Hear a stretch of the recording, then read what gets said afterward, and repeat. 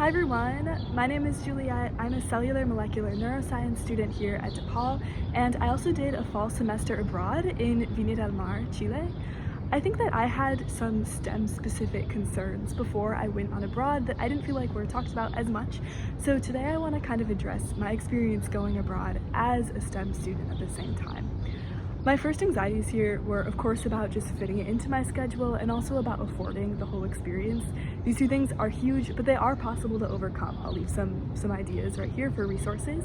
What I want to talk about today is more my concerns that felt a little bit less concrete.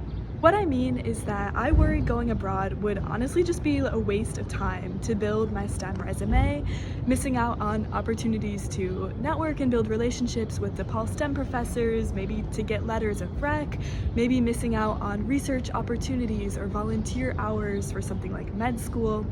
That's all really valid, but what I found out is that your program, university, or location likely has opportunities for you to complete some level of all of these options. If you are willing to take the initiative to reach out and find these, you not only won't be not wasting your time, but you'll also be building relationships with international science, which is just critical to the future of the entire field and the quality of science going forward, and it's also going to look good on a resume.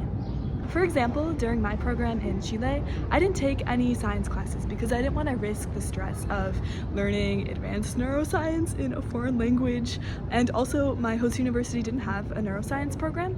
So instead, I searched through their psychology department course offerings for anything that related to cellular neuroscience, and then I emailed those professors and asked if I could just go and shadow in the back of their classes occasionally. One of the professors never got back to me, but one of them did, and he was happy just to have me come and listen in the back of the class. Through this, I got to make connections with Chilean neuroscience students, with the professor who does neuroscience research. I got to hear their perspectives, see how it was taught in other schools, and also learn Spanish neuroscience vocabulary, which will hopefully help me read international abstracts and papers moving forward. Another thing I did was research neuroscience opportunities outside of my university specifically. I came upon this organization called BrainLat, which was founded in Santiago and focuses specifically on dementia research opportunities in Latin America. So again, I emailed one of the professors involved in it. I asked to set up a meeting and she agreed. Like all good meetings with faculty, I did research on her papers, so I was ready to discuss.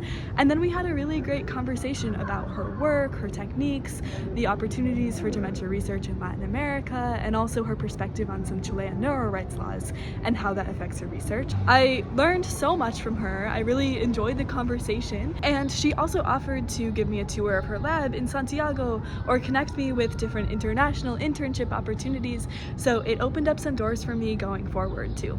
Lastly, in terms of losing time to build relationships with DePaul STEM professors, just remember that DePaul Neuro will be here for you when you get back. At least in my experience, if you are willing to be proactive and go to office hours, ask questions, participate, be curious and engaged, you will be able to continue to build those relationships after you get back from exchange. No one is going to forget about you, so maybe you'll even be able to talk about your exchange experience with your professors. Alright, that's all I have for you guys today. If you have any questions or concerns, please reach out to me or to any of your advisors. Good luck, and I'll see you all soon. Bye.